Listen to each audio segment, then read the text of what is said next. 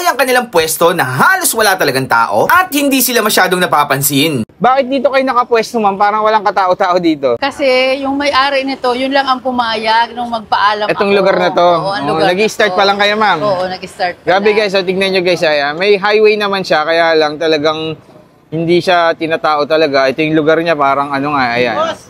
Hindi talaga daanan ng mga tao. So yung mga ka-food trip, ito may naispatan tayong food tripan dito. Grabe guys, walang katao-tao. Pero dito nagtitinda si Mother.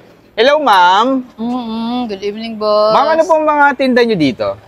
Meron po kami, ito po ay sinigang na sinuglaw. Sinigang na sinuglaw? Parang ngayon ko lang narinig yun, ma'am. Oo. Anong klase yan, ma'am? Ito po ay inihaw na pata or inihaw na pork.